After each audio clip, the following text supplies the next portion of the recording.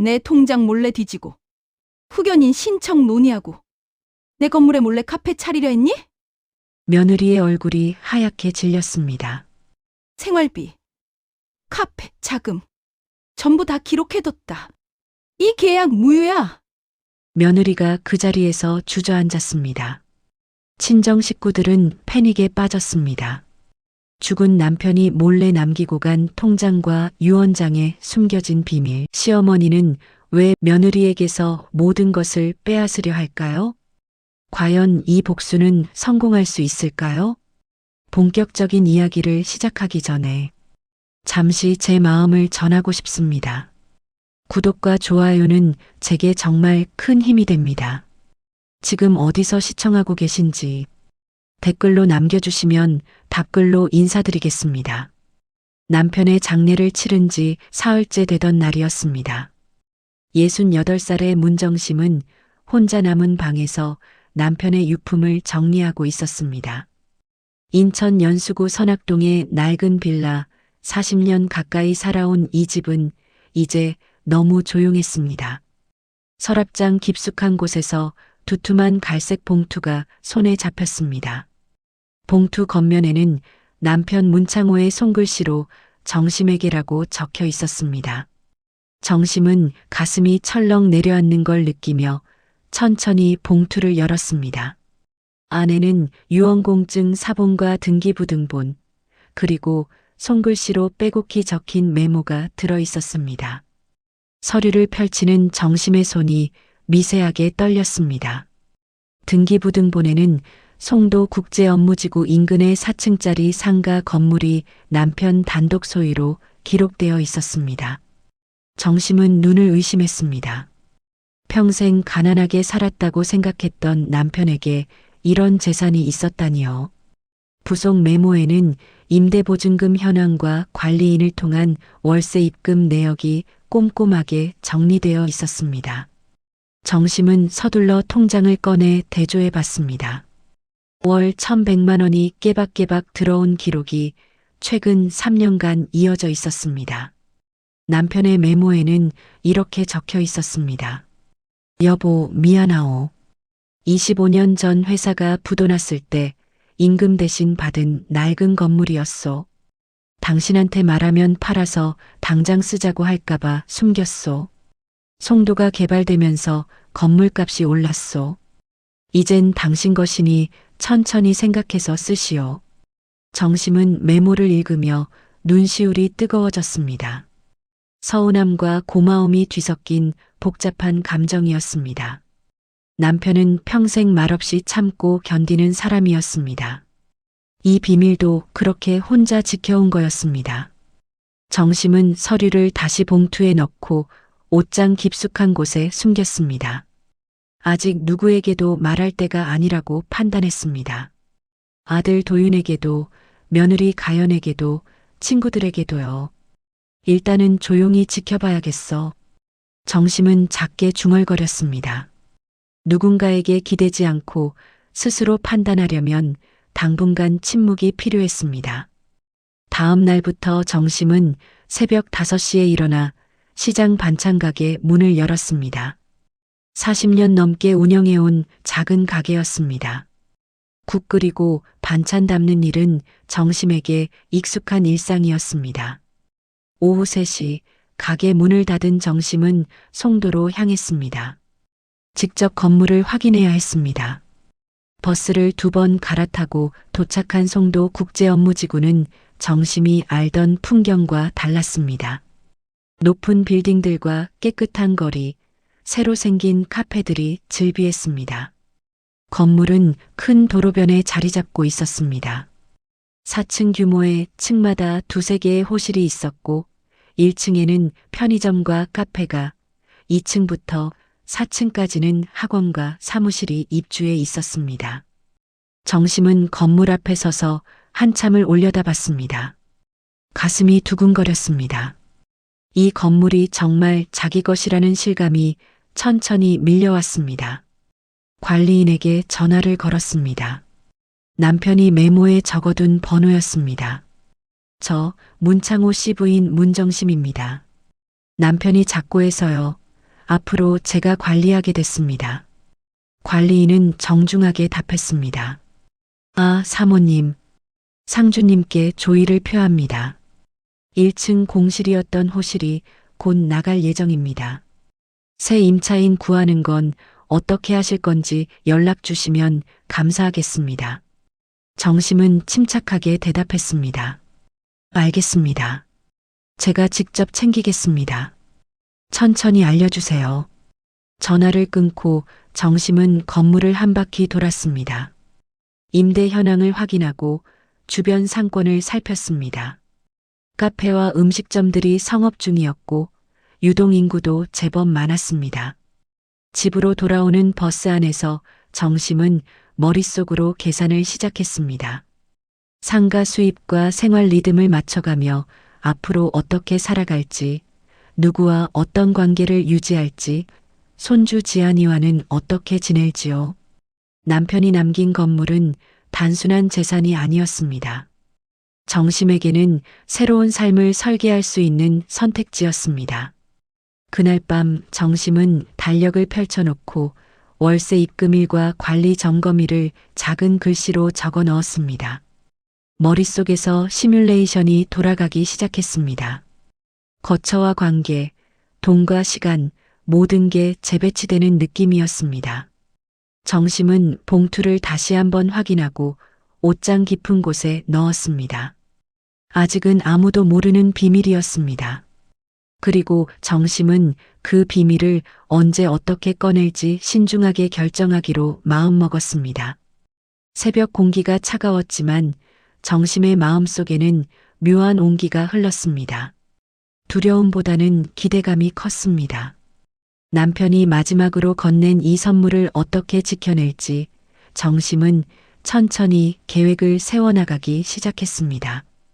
남편 장례를 치른 지 2개월이 지났을 무렵이었습니다.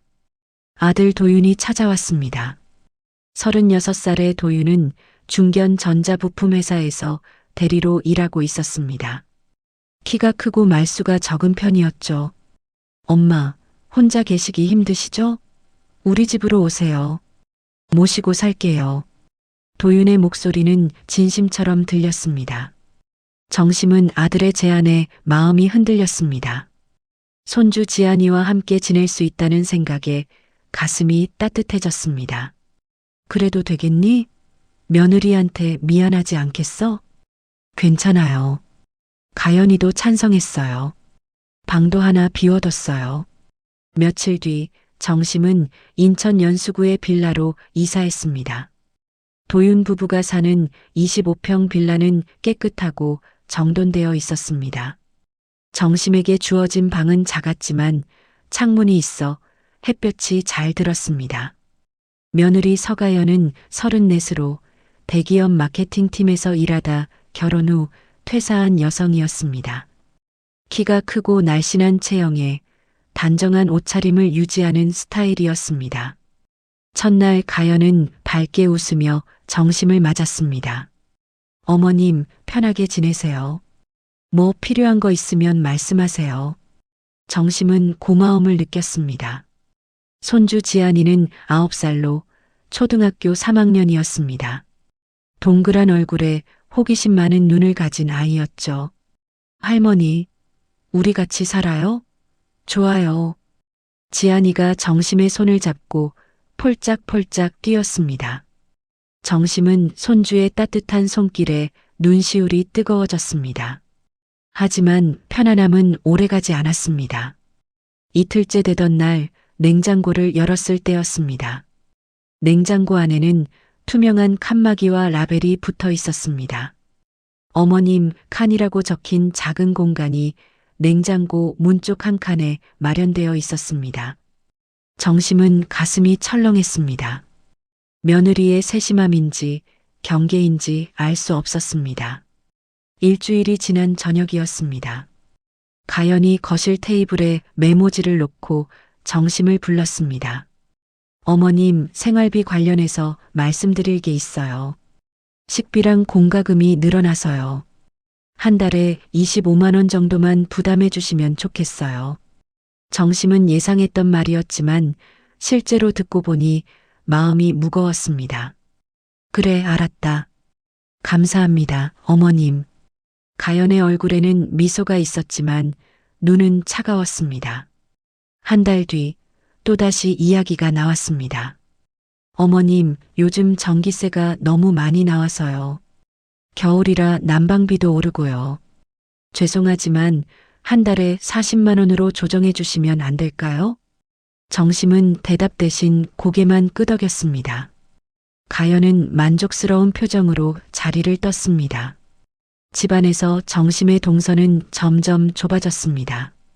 아침 6시 전에 일어나 조용히 세면을 하고 가연이 일어나기 전에 방으로 들어갔습니다. 저녁에는 9시가 넘어서야 집에 들어왔습니다.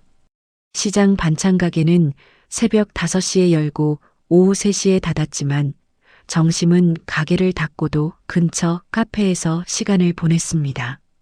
집에 일찍 들어가면 불편한 기류가 느껴졌기 때문이었습니다. 손주 지안이는 할머니를 따랐습니다. 학교에서 돌아오면 정심의 방문을 두드리며 오늘 있었던 일을 이야기했습니다. 할머니, 오늘 미술 시간에 제가 상 받았어요. 선생님이 칭찬하셨어요. 그래, 우리 지안이 잘했구나. 정심은 손주의 머리를 쓰다듬으며 웃었습니다. 하지만 가연이 방문을 열고 들어왔습니다. 지안아, 할머니 피곤하시니까 조용히 해. 내 방 가서 숙제해. 엄마, 저 할머니랑 얘기하고 싶은데요. 안 돼. 할머니는 쉬셔야 해. 지안이는 아쉬운 표정으로 방을 나갔습니다. 정심은 며느리를 올려다봤지만 가연은 문을 닫고 나가버렸습니다. 어느 날 밤 정심은 잠에서 깼습니다. 화장실을 다녀오는 길에 거실을 지나는데 가연이 정심의 가방을 뒤지고 있었습니다. 희미한 불빛 아래에서 가연의 손이 정심의 통장을 넘기고 있었습니다. 정심은 숨을 죽이고 복도 모퉁이에 서 있었습니다. 가연은 통장의 입금 내역을 휴대폰으로 사진 찍고 있었습니다. 정심은 조용히 방으로 돌아왔습니다. 가슴이 두근거렸고 손이 떨렸습니다. 다음 날 저녁 가연이 슬쩍 물었습니다. 어머님, 요즘 통장에 입금이 꽤 많이 되시는 것 같던데요. 혹시 아버님이 연금이라도 들어두신 거예요? 정심은 침착하게 대답했습니다. 그냥 저축한 거 조금씩 찾아 쓰는 거야. 그러시구나. 많이 모아두셨나 봐요. 가연의 눈빛이 날카로워졌습니다. 정심은 더 이상 대꾸하지 않고 방으로 들어갔습니다. 그날 밤부터 정심은 기록을 시작했습니다. 작은 수첩에 통장 열람 추정 시각, 며느리의 질문 내용, 생활비 요구 날짜와 금액을 적어 넣었습니다. 집안 곳곳에 CCTV 위치도 확인했습니다.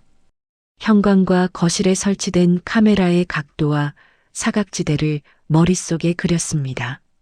정심은 복지관 사회복지사 윤혜진을 떠올렸습니다. 42살의 혜진은 정심이 가끔 들르는 노인복지관에서 일하는 사람이었습니다. 법률 상담도 해주고 어려운 일이 있을 때 조언도 해주는 따뜻한 사람이었죠. 필요하면 혜진 씨한테 물어봐야겠어. 정심은 작게 중얼거렸습니다. 며칠 뒤 가연이 거실에서 친구와 통화하는 소리가 들렸습니다. 시어머니 모시고 사는데 생활비는 받고 있어. 그래도 뭔가 더 있을 것 같아. 통장 봤더니 입금이 엄청 많더라고. 한 달에 1,000만 원 넘게 들어오던데? 정심은 복도에서 숨을 죽이고 들었습니다. 가연의 목소리는 계산적이고 냉정했습니다. 나 카페 창업 준비 중인데 자금이 좀 필요하거든. 시어머니한테 빌릴 수 있을지 떠봐야겠어. 정심은 방으로 돌아와 수첩을 펼쳤습니다. 통화 내용과 시각을 기록했습니다. 휴대폰 통화 목록도 스크린샷으로 남겼습니다. 정심은 알았습니다. 며느리가 단순히 생활비를 받으려는 게 아니라 더 큰 그림을 그리고 있다는 것을요. 그날 밤 정심은 달력을 보며 계획을 세웠습니다. 일단은 조용히 지켜볼 것, 증거를 남길 것, 필요한 순간에 움직일 것. 새벽 5시 정심은 일어나 조용히 집을 나섰습니다. 찬 공기가 얼굴을 스쳤지만 정심의 마음은 단단했습니다. 아직 아무도 모르는 비밀을 지키면서 며느리의 다음 움직임을 기다리기로 했습니다. 아들 집으로 이사한 지 3개월째 되던 어느 토요일 오후였습니다. 가연이 노트북과 서류 뭉치를 들고 거실 테이블에 앉았습니다. 표정이 평소보다 밝았습니다. 어머님, 잠깐 시간 좀 내주실 수 있으세요? 보여드릴 게 있어요. 정심은 손에 들고 있던 설거지 수건을 내려놓고 소파에 앉았습니다. 가연의 노트북 화면에는 화려한 색상의 프레젠테이션 자료가 펼쳐져 있었습니다. 제가 요즘 카페 창업을 준비하고 있어요. 예전에 마케팅 일 했잖아요. 그 경험을 살려서 제 가게를 갖고 싶어요. 가연의 목소리에는 열정이 담겨 있었습니다. 정심은 고개를 끄덕이며 화면을 바라봤습니다. 상권 분석도 다 했어요. 유동인구, 경쟁업체, 임대료 시세까지 다 조사했죠. 여기 보세요. 가연이 자료를 넘기며 설명했습니다. 그래프와 표가 빼곡하게 채워진 화면이 이어졌습니다. 그래, 좋은 생각이네. 그런데 어디서 할 건데? 정심이 조심스럽게 물었습니다. 송도요.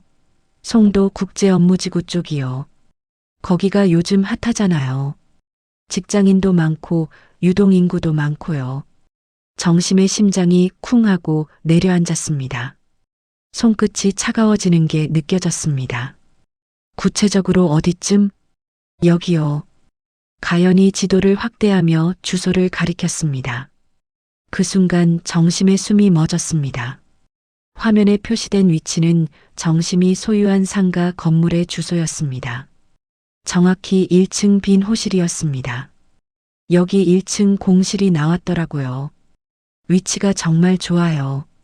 큰 도로변이고 주변에 오피스 빌딩이 많아서 점심시간이랑 오후에 손님 유입이 확실할 것 같아요. 가연은 신이 나서 계속 설명했습니다. 정심은 표정을 관리하며 침착하게 들었습니다. 그런데 비용이 얼마나 드는데? 보증금이 6천만 원이고요.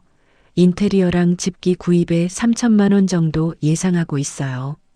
총 9천만 원 정도요. 가연이 예상 손익표를 보여줬습니다. 월 매출 목표, 재료비, 인건비, 순이익까지 세세하게 계산되어 있었습니다. 그 돈은 어떻게 마련할 건데? 정심의 목소리는 평온했지만 가슴은 두근거렸습니다. 제 예금이랑 친정 부모님 도움으로 6천만 원은 준비했어요. 그런데 인테리어 비용 3천만 원이 부족해서요.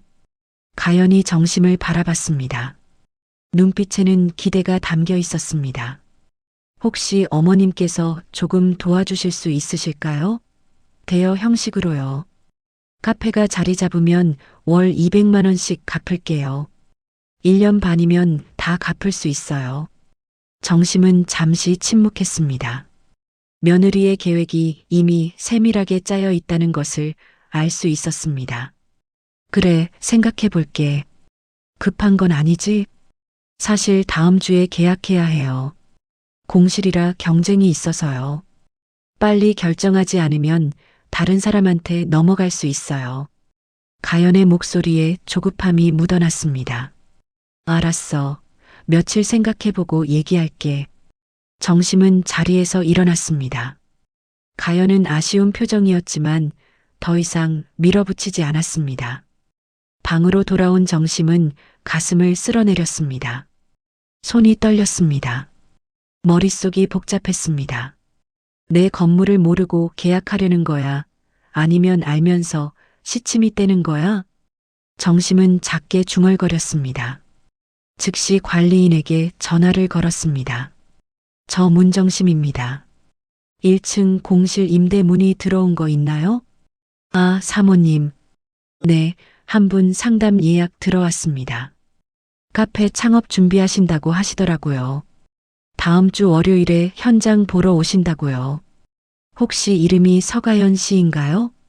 아, 네, 맞습니다. 아시는 분이신가요?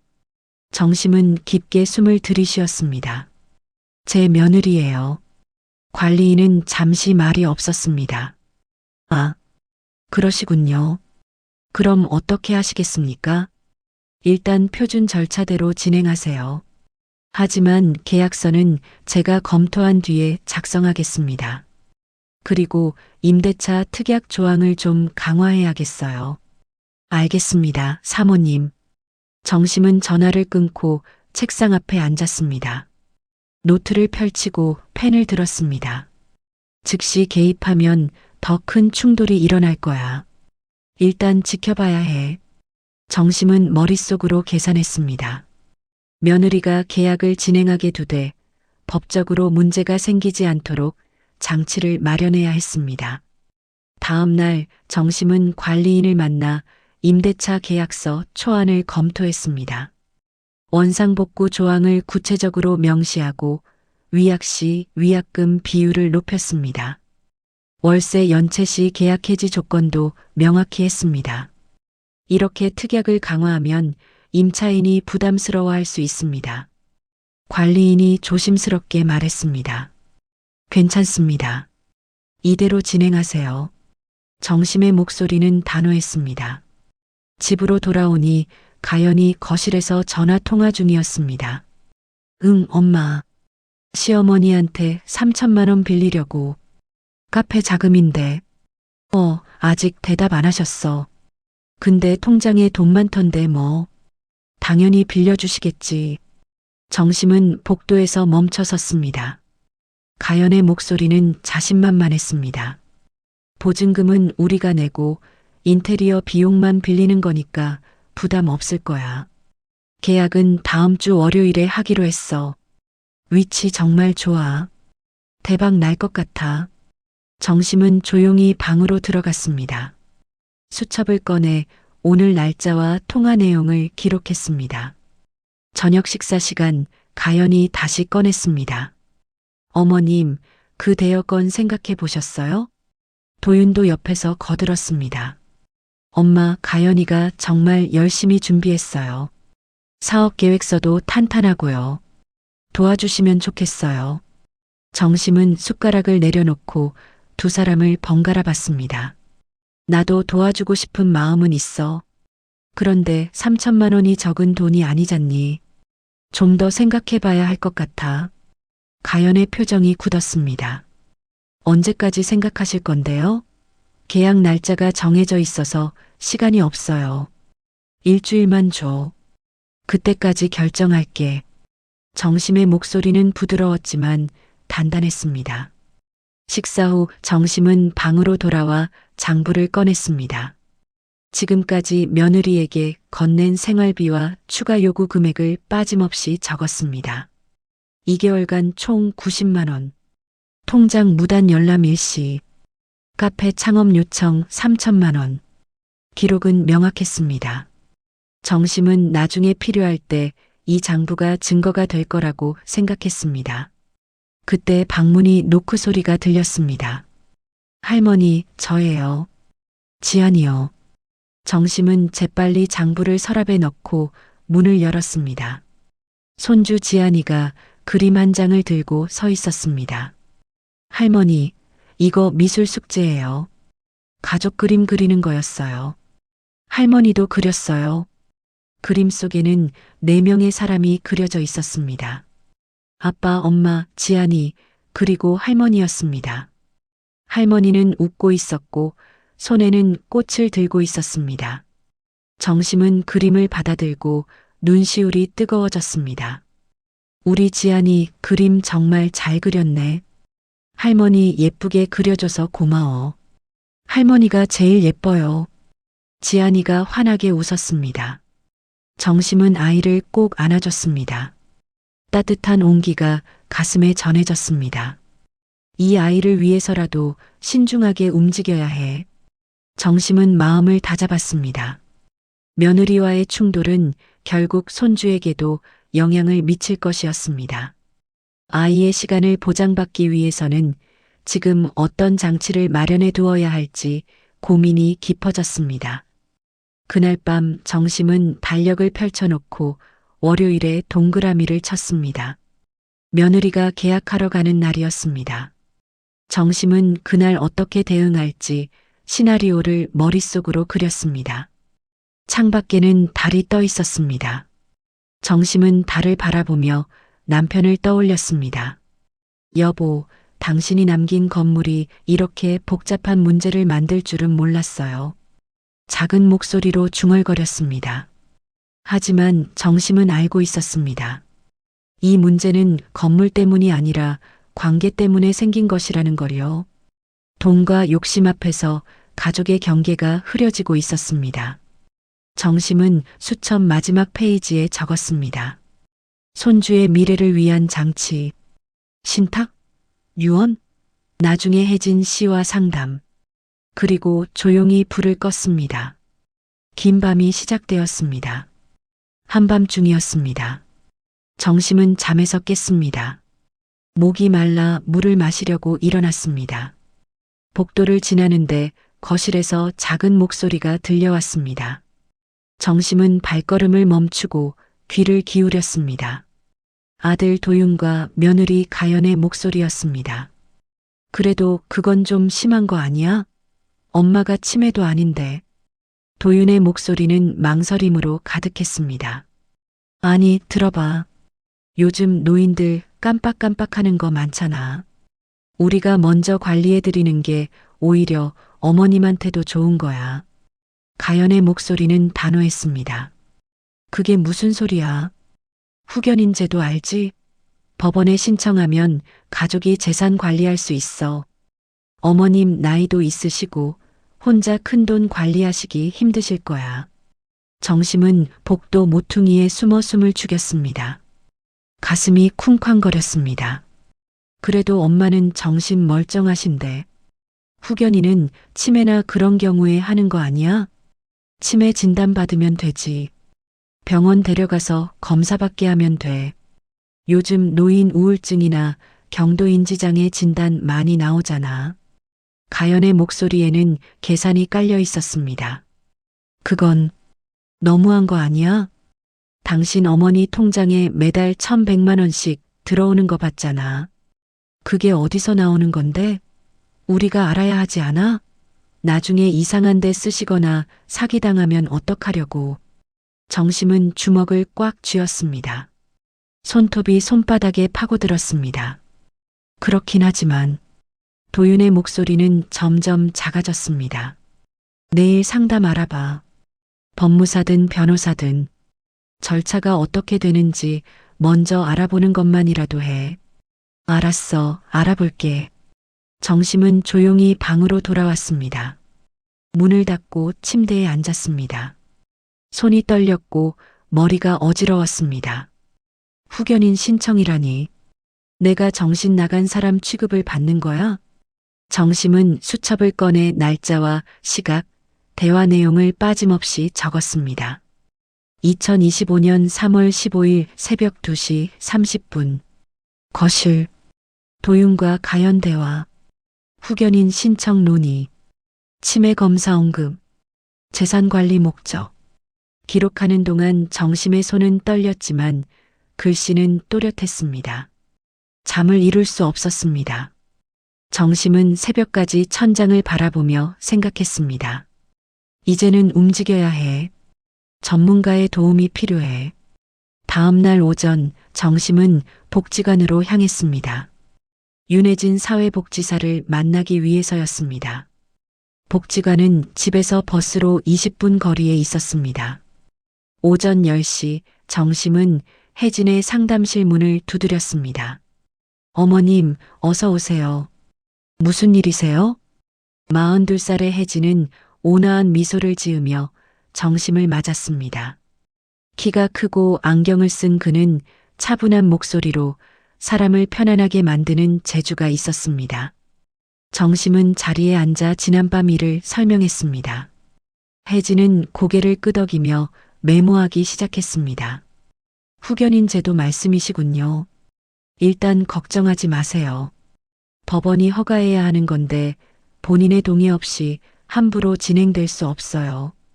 그래도 치매 검사를 받게 하면 어떻게 되나요? 정심의 목소리는 불안했습니다. 설령 검사를 받으셔도 실제로 판단 능력에 문제가 없으면 후견인이 선정되지 않습니다. 법원은 의사소견서와 함께 본인 면담도 진행하거든요. 혜진이 찬찬히 설명했습니다. 하지만 제일 중요한 건 어머님이 스스로 재산을 잘 관리하고 계시다는 걸 증명하는 겁니다. 통장 거래 내역, 월세 관리 기록, 이런 걸 정리해 두세요. 정심은 고개를 끄덕였습니다.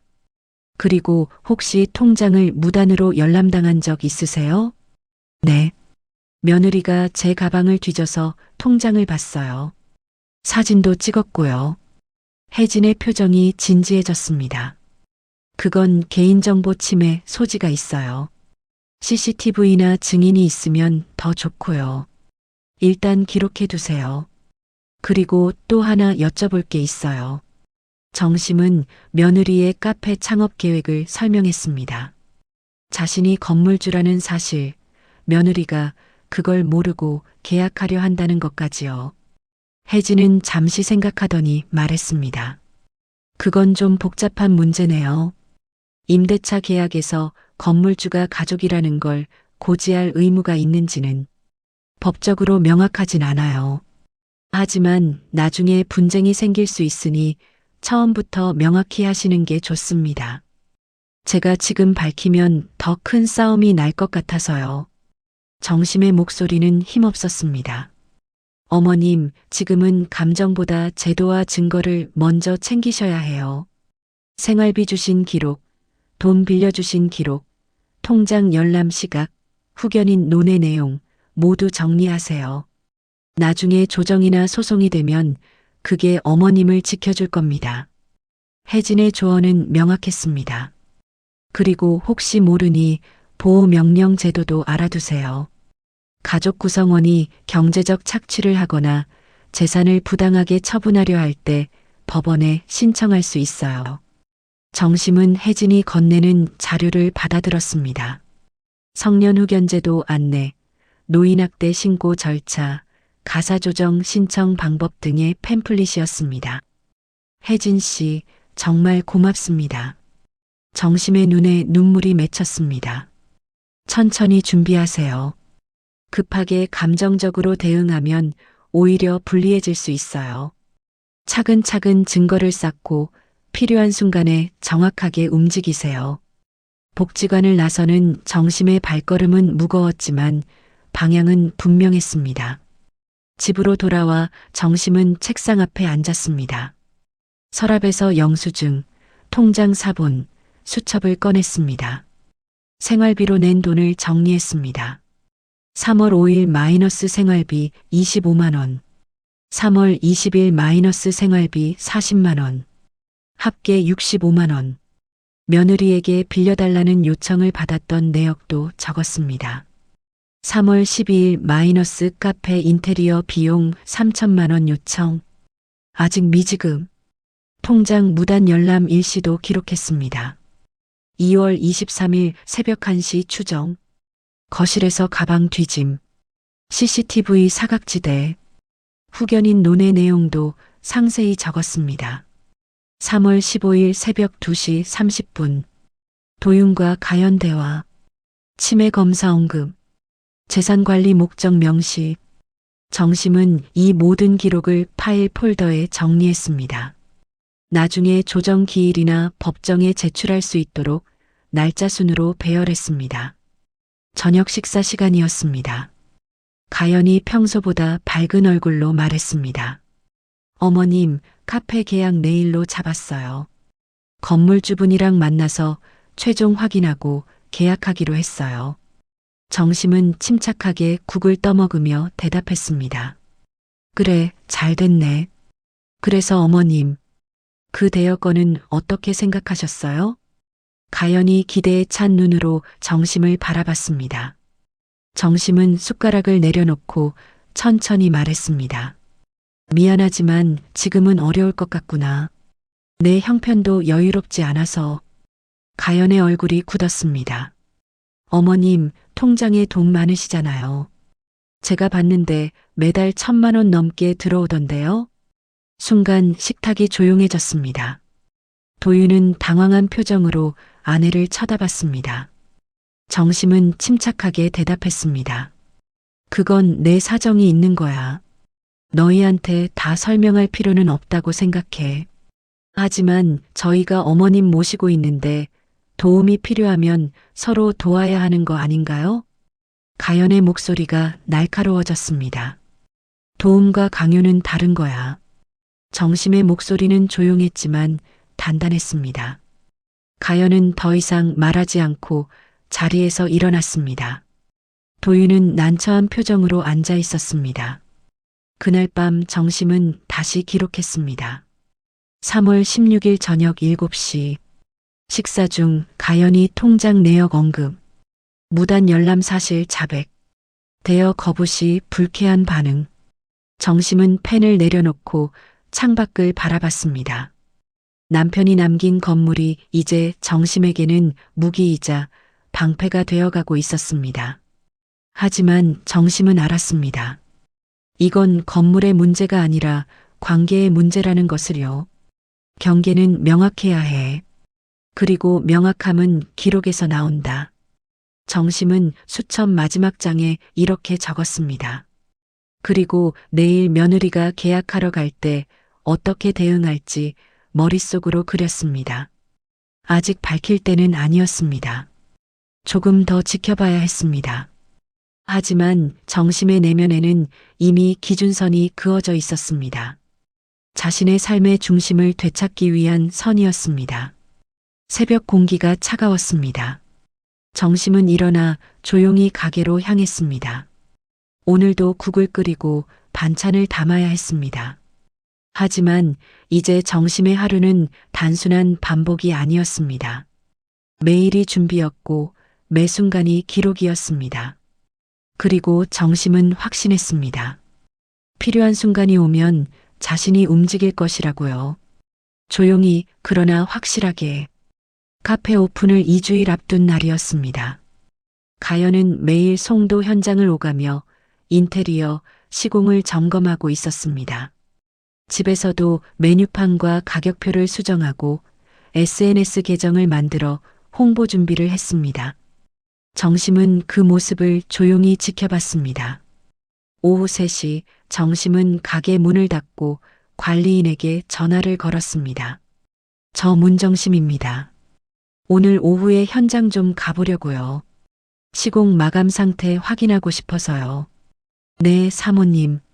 제가 4시에 현장에서 기다리겠습니다. 정심은 버스를 타고 송도로 향했습니다. 건물 앞에 도착하니 관리인이 이미 와서 기다리고 있었습니다. 사모님, 1층 카페 시공이 거의 끝났습니다. 들어가 보시겠습니까? 네, 가보죠. 문을 열고 들어서자 공사 냄새가 코를 찔렀습니다.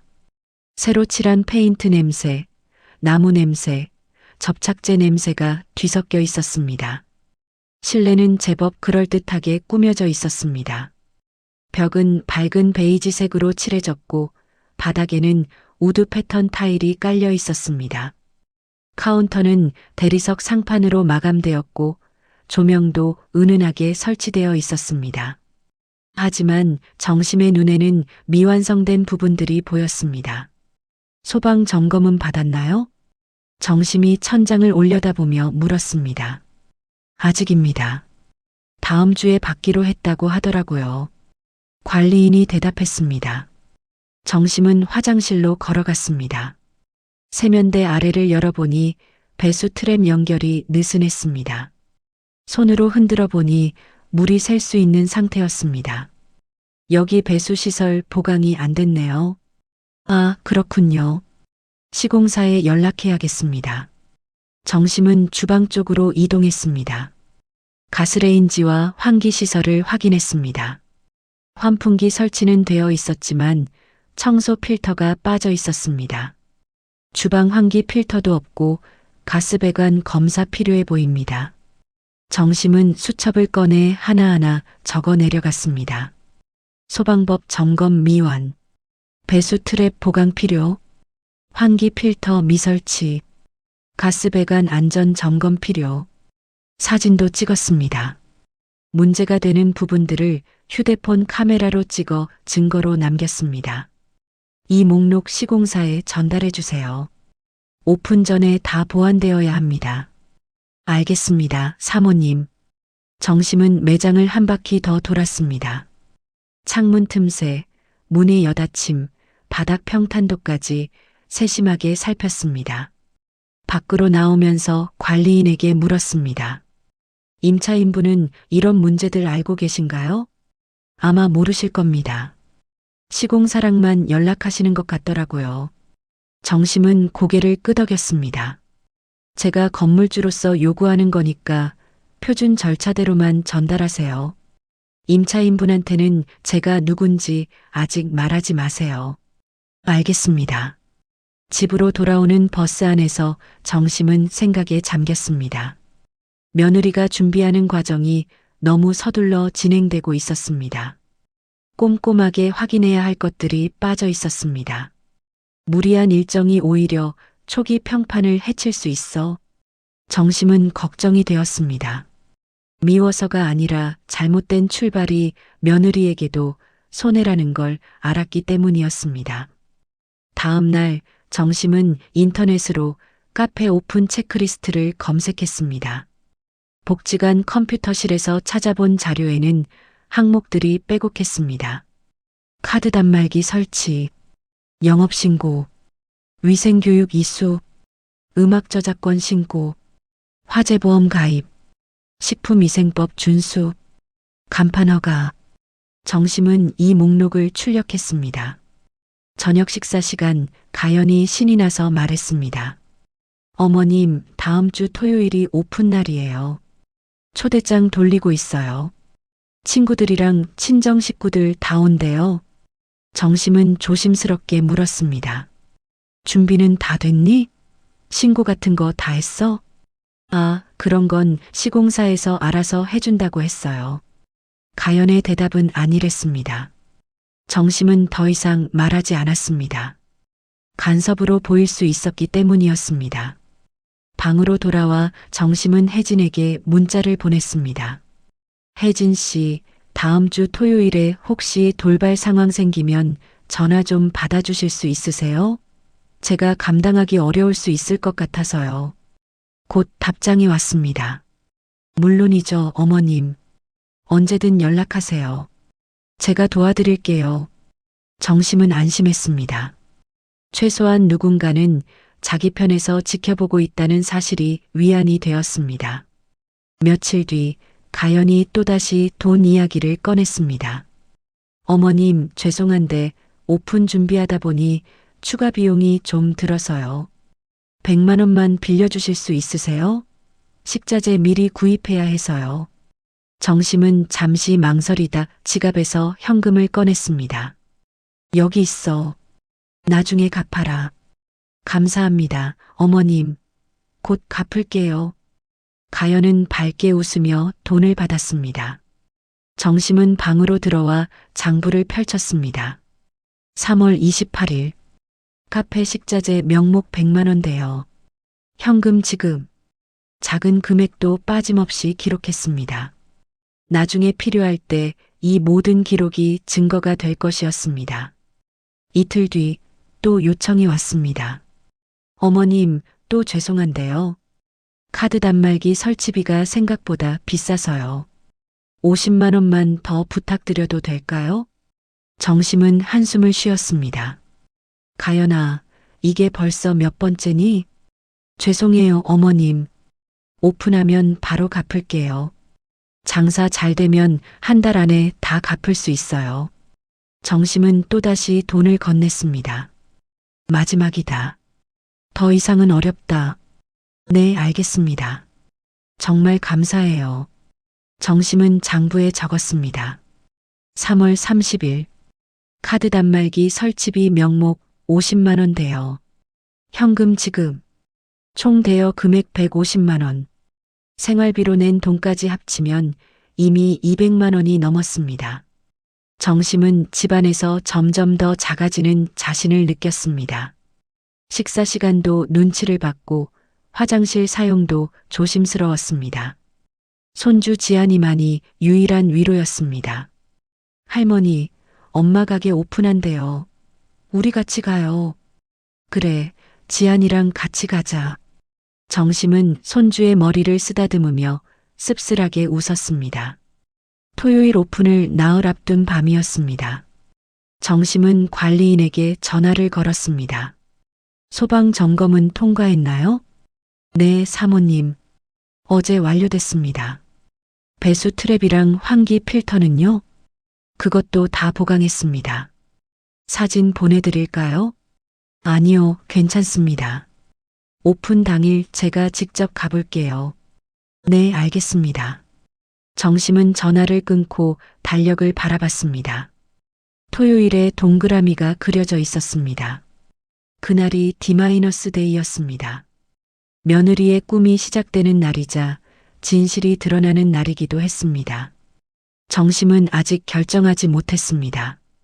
오픈 당일에 자신이 건물주라는 사실을 밝힐 것인지 아니면 조금 더 지켜볼 것인지요. 하지만 한 가지는 확실했습니다. 더 이상 뒤로 물러서지 않을 것이라는 점이었습니다. 정심은 옷장 깊은 곳에서 남편이 남긴 서류 봉투를 꺼냈습니다. 유언공증 사본과 등기부등본을 다시 한번 확인했습니다. 문정심, 단독 소유, 선명한 글씨가 정심에게 힘을 주었습니다. 창밖에는 봄비가 내리기 시작했습니다. 정심은 빗소리를 들으며 오랫동안 창가에 서 있었습니다. 남편의 목소리가 들리는 것 같았습니다. 여보, 당신이 지켜야 할 건 건물이 아니라 당신 자신이요. 정심은 작게 중얼거렸습니다. 알아요, 여보. 이제 알아요. 새벽이 올 때까지 정심은 잠들지 못했습니다. 머릿속으로 시뮬레이션을 반복했습니다. 토요일 오전 11시 오픈식이 시작됩니다. 가연의 친구들과 친정 가족들이 모입니다. 화환이 놓이고 샴페인이 터집니다. 그리고 그 순간 정심이 나타납니다. 건물주로서 정심은 시나리오를 여러 번 그려봤습니다. 어떤 말로 시작할지, 어떤 서류를 보여줄지, 어떤 태도를 취할지요. 감정을 섞지 않고 사실만 전달해야 했습니다. 그게 정심이 선택한 방법이었습니다. 동이 트기 시작했습니다. 정심은 일어나 세수를 하고 옷을 갈아입었습니다. 거울 속에 자신을 바라봤습니다. 68살의 얼굴에는 주름이 깊었지만 눈빛은 또렷했습니다. 이제 시작이야. 정심은 작게 중얼거리고 방문을 열었습니다. 새로운 하루가 시작되었습니다. 그리고 토요일은 점점 다가오고 있었습니다. 오픈을 사흘 앞둔 수요일 오전이었습니다. 정심의 휴대폰에 관리인으로부터 긴급 전화가 걸려왔습니다. 사모님, 큰일 났습니다. 임차인분 보증금 문제가 생겼어요. 정심은 가슴이 철렁 내려앉았습니다. 무슨 일인데요? 계약 진행하던 중개인이 정식 공인중개사가 아니었습니다. 보증금 일부가 이상하게 흘러갔어요. 정심은 즉시 가게 문을 닫고 송도로 향했습니다. 건물 사무실에 도착하니 관리인이 서류를 펼쳐놓고 기다리고 있었습니다. 자세히 설명해 보세요. 정심이 자리에 앉으며 말했습니다. 임차인분이 중개를 자처한 사람한테 계약금 명목으로 3천만 원을 입금했어요. 그런데 그 사람이 정식 등록된 공인중개사가 아니라는 게 확인됐습니다. 뭐라고요? 정심의 목소리가 높아졌습니다. 그 사람이 제 명함을 위조해서 임차인분한테 건넸더라고요. 저는 그 사람이 누군지도 몰라요. 어제 임차인분한테 연락이 와서 알게 됐습니다. 관리인이 위조된 명함을 보여줬습니다. 겉보기엔 그럴듯했지만 관리인의 이름이 미묘하게 달랐습니다. 그럼 3천만 원은 어디로 간 거예요? 그 사람 계좌로 입금됐다가 당일 현금으로 인출됐습니다. 추적이 어려울 것 같아요. 정심은 머리가 지끈거렸습니다. 임차인분은 지금 어떤 상태예요? 패닉 상태입니다. 친정에서 모은 돈이었다고 하더라고요. 경찰 신고하겠다고 하시는데 정심은 깊게 숨을 들이쉬었습니다. 일단 증거부터 확보해야 해요. CCTV 있죠? 네, 있습니다. 그 사람이 여기 온 날짜, 시각 CCTV 영상 백업하세요. 그리고 임차인분이랑 나눈 문자 메시지, 계좌 이체 내역 모두 캡처해서 보관하세요. 정심은 차분하게 지시했습니다. 그리고 임차인분한테 연락해서 오늘 오후에 여기서 만나자고 하세요. 제가 직접 얘기하겠습니다. 알겠습니다, 사모님. 정심은 복지관으로 전화를 걸었습니다. 혜진 씨, 저예요. 긴급 상황이 생겼어요. 사기 사건 같은데 경찰 신고 전에 어떤 준비를 해야 하나요? 혜진은 침착하게 대답했습니다. 일단 증거를 최대한 확보하세요. 계좌 이체 내역, 문자 대화, CCTV, 위조된 명함, 모든 걸 사본으로 남기세요. 그리고 경찰서에 민원 접수하기 전에 법률구조공단이나 소비자보호원에 상담받는 것도 방법입니다. 알겠어요. 고맙습니다. 오후 3시 가연이 건물 사무실에 도착했습니다. 얼굴이 창백했고 눈이 충혈되어 있었습니다. 관리인님, 어떻게 된 거예요? 제 돈 3천만 원이. 가연의 목소리는 떨렸습니다. 그때 정심이 문을 열고 들어섰습니다. 가연아. 가연은 깜짝 놀라 정심을 쳐다봤습니다. 어머님? 왜 여기 계세요? 앉아라. 설명해 줄 게 있다. 정심의 목소리는 차분했지만 단호했습니다. 가연은 어리둥절한 표정으로 의자에 앉았습니다. 정심은 등기부등본 사본을 테이블 위에 올려놓았습니다. 이 건물 주인이 누군지 아니? 가연은 서류를 내려다봤습니다. 소유자란에는 문정심이라는 이름이 선명하게 적혀 있었습니다. 어머님이요? 가연의 얼굴이 하얗게 질렸습니다. 그래, 내 건물이다. 남편이 남긴 유산이야. 그럼 제가 계약하려던 곳이, 내가 계약하려던 1층 호실도 내 건물이다. 가연은 말을 잇지 못했습니다. 입술이 파르르 떨렸습니다. 그런데 왜 말씀 안 하셨어요? 너한테 물어보고 싶었어. 내가 나한테 먼저 말할 기회를 주고 싶었지. 하지만 넌 끝까지 말하지 않았어. 정심의 목소리에는 서운함이 묻어났습니다. 저는 몰랐어요. 진짜로 몰랐어요. 어머님이 건물 주신 줄. 가연의 눈에서 눈물이 흘러내렸습니다. 그건 나중에 얘기하자. 지금은 내 돈부터 찾아야 해. 정심이 말했습니다. 관리인이 사기꾼과 주고받은 문자 메시지와 CCTV 캡처 화면을 보여줬습니다. 이 사람, 내가 만난 중개인 맞지? 가연은 화면을 보고 고개를 끄덕였습니다. 네, 맞아요. 이 사람이 관리인님이라고 했어요. 명함도 받았어요. 가연이 가방에서 명함을 꺼냈습니다. 위조된 명함이었습니다. 정심은 명함을 사진 찍었습니다. 계좌 이체 내역 있지? 네. 가연이 휴대폰을 꺼내 이체 내역을 보여줬습니다. 3월 25일 3천만 원이 이체되어 있었습니다. 이 계좌 주인이 누군데? 김성수라고. 중개사무소 대표라고 했어요. 정심은 모든 화면을 사진으로 찍었습니다. 일단 경찰에 신고해야 해. 사기죄로. 그런데 돈을 돌려받을 수 있을까요? 가연의 목소리는 절망적이었습니다. 쉽지는 않을 거야. 하지만 시도는 해야지. 정심이 말했습니다. 어머님, 가연이 훌쩍이기 시작했습니다. 친정에서 모은 돈이었어요. 부모님한테 어떻게 말씀드려야 할지 정심은 며느리를 바라봤습니다. 미운 감정보다 안타까움이 먼저 들었습니다. 일단 진정해. 감정적으로 대응하면 더 불리해져. 정심은 자리에서 일어나 물을 떠다 건넸습니다. 가연은 물을 마시며 눈물을 닦았습니다. 제가 너무 서둘렀어요. 확인도 제대로 안 하고. 이미 일어난 일이야.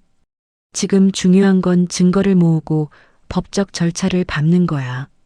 정심이 말했습니다. 관리인님, 경찰서에 민원 접수하려면 어떤 서류가 필요한가요? 관리인이 메모를 보며 대답했습니다. 피해 사실 확인서, 계좌 이체 내역, 문자 대화 캡처, CCTV 영상, 위조 명함, 이 정도면 될 것 같습니다. 좋아요. 다 준비해 주세요. 정심은 가연을 돌아봤습니다. 넌 오늘 저녁에 경찰서 가서 신고해. 나도 건물주로서 피해 사실 진술할게. 어머님, 그리고 가연아. 정심의 목소리가 낮아졌습니다. 이번 일로 내가 계약 상대가 허위였다는 게 확인됐어. 그건 문서로 받아둘 거야. 내 잘못은 아니지만 앞으로 계약 진행은 더 신중하게 해야 해. 가연은 고개를 숙였습니다. 네, 죄송합니다. 미안해할 필요 없어. 너도 피해자야. 하지만 앞으로는 절차를 정확히 밟자. 내가 건물주니까 임대차 조건도 명확히 정리해야 해. 정심의 말투는 부드러웠지만 단단했습니다. 그럼 계약은 어떻게 되는 거예요? 일단 보류야. 돈 문제 해결되고 나서 다시 얘기하자. 그리고 오픈 일정도 미뤄야 할 것 같은데? 가연은 고개를 끄덕였습니다. 네.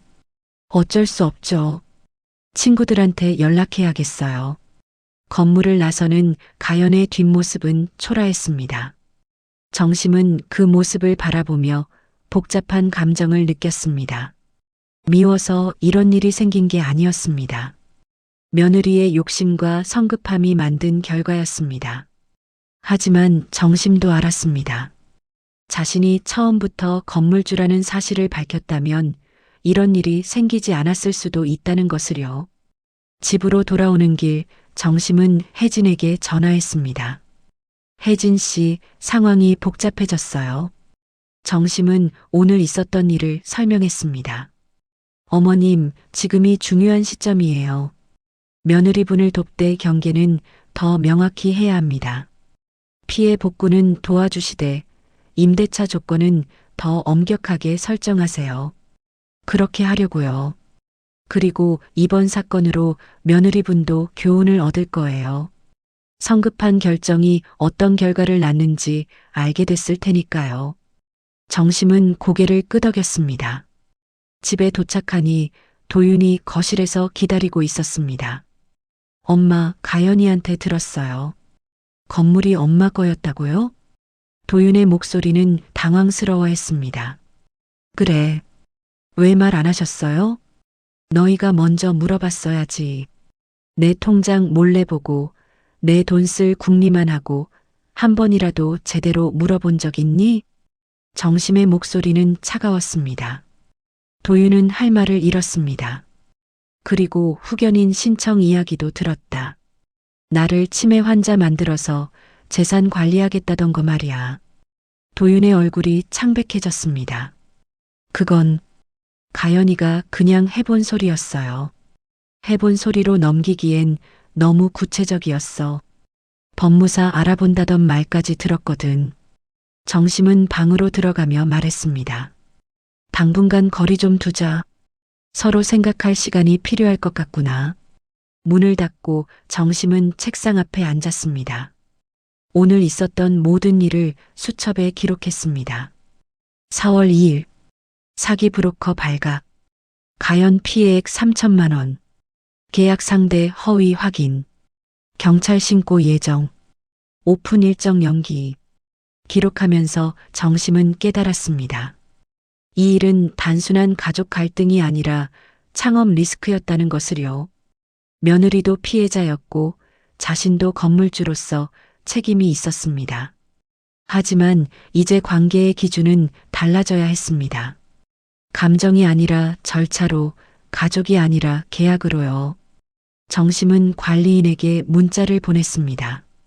앞으로 임대차 진행은 법정 통지와 표준 절차로만 하겠습니다. 일정도 안전 점검 완료 후로 조정해 주세요. 답장이 왔습니다. 알겠습니다, 사모님. 창밖에는 봄비가 내리고 있었습니다. 정심은 빗소리를 들으며 오랫동안 생각에 잠겼습니다. 가족과 돈, 사랑과 경계, 도움과 착취, 모든 게 뒤섞여 있었습니다. 하지만 이제 정심은 확실히 알았습니다. 증거가 감정보다 앞서야 문제가 해결된다는 것을요. 그날 밤 정심은 남편 사진 앞에 앉았습니다. 여보, 당신이 남긴 건물이 이렇게 복잡한 일을 만들었어요. 하지만 덕분에 나도 배우고 있어요. 나를 지키는 법을요. 작은 목소리로 중얼거렸습니다. 그리고 정심은 알았습니다. 이제 시작일 뿐이라는 것을요. 사기 사건 이후 일주일이 흘렀습니다. 경찰 조사는 진행 중이었지만 사기꾼은 아직 잡히지 않았습니다. 3천만 원은 허공으로 사라진 상태였습니다. 그럼에도 가연은 오픈을 강행하기로 결정했습니다. 어차피 인테리어는 다 끝났고 식자재도 주문했어요. 지금 멈추면 손해가 더 커져요. 가연의 목소리에는 절박함이 묻어났습니다. 정심은 조용히 듣고만 있었습니다. 토요일 아침 오픈 당일이 밝았습니다. 정심은 새벽 5시에 일어나 옷을 갈아입었습니다. 검은색 재킷에 흰색 블라우스, 그리고 편한 구두를 신었습니다. 거울 앞에 선 정심은 자신을 오랫동안 바라봤습니다. 오늘은 돌아올 수 없는 강을 건너는 날이었습니다. 오전 9시 정심은 관리인과 약속한 카페 앞에서 만났습니다. 사모님, 서류 준비했습니다.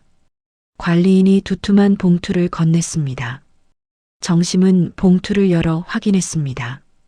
계약 해지 통보서, 하자, 보수 미완료 목록, 사기 브로커 관련 경찰 신고 접수증, 고지 의무 위반 관련 법률 자문 의견서까지 빠짐없이 들어 있었습니다. 고생 많으셨어요. 아닙니다. 당연한 일입니다. 정심은 서류를 다시 봉투에 넣고 건물 안으로 들어갔습니다. 카페 내부는 화려하게 꾸며져 있었습니다. 입구에는 화환이 줄지어 서 있었고 풍선 장식이 천장을 가득 채웠습니다. 테이블마다 메뉴판이 놓여 있었고 카운터에는 샴페인 병이 준비되어 있었습니다. 가연은 앞치마를 두르고 분주하게 움직이고 있었습니다. 정심을 보고 잠깐 멈칫했지만 곧 다시 일을 계속했습니다. 어머님 오셨어요? 응. 정심은 짧게 대답하고 구석 테이블에 앉았습니다. 11시가 가까워지자 사람들이 하나둘 모이기 시작했습니다. 가연의 친구들, 친정 부모님, 친척들까지 30여 명이 모였습니다. 도윤도 지안이 손을 잡고 들어왔습니다. 할머니, 지안이가 달려와 정심에게 안겼습니다. 우리 지안이 엄마 가게 멋지지? 네, 할머니. 진짜 예뻐요. 정심은 손주를 안고 미소 지었지만 가슴은 무거웠습니다. 11시 정각 오픈식이 시작되었습니다. 가연의 아버지 서경호가 마이크를 잡고 축사를 시작했습니다. 오늘 우리 딸 가연이가 오랜 꿈을 이루는 날입니다. 많은 응원 부탁드립니다. 박수 소리가 울려 퍼졌습니다. 가연이 샴페인 병을 열었습니다. 펑 하는 소리와 함께 거품이 터졌고 사람들이 환호했습니다. 그때 정심이 자리에서 일어났습니다. 잠깐만요. 정심의 목소리는 크지 않았지만 또렷했습니다. 카페 안이 조용해졌습니다.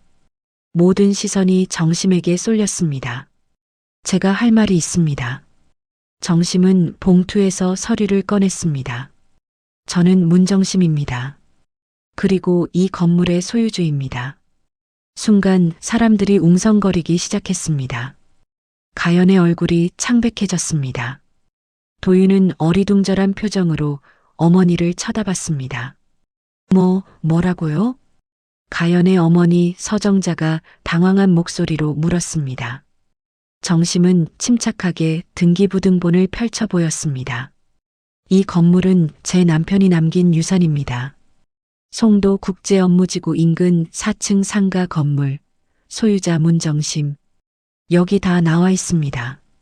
사람들이 서류를 보려고 몰려들었습니다. 그럼 우리 가연이가 계약한 게... 서경호가 말을 더듬었습니다. 며느리는 제가 건물주라는 사실을 모르고 계약을 진행했습니다. 아니, 알고도 말하지 않았을 수도 있습니다. 정심의 목소리는 차분했지만 단호했습니다.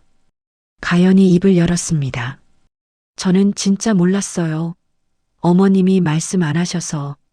내가 내 통장을 몰래 봤을 때, 내 가방을 뒤졌을 때 왜 물어보지 않았니?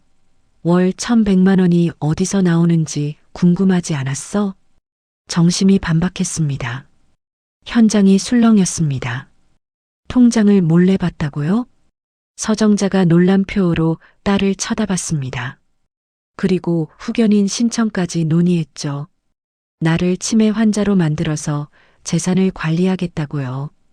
정심이 수첩을 꺼내 날짜를 읽었습니다.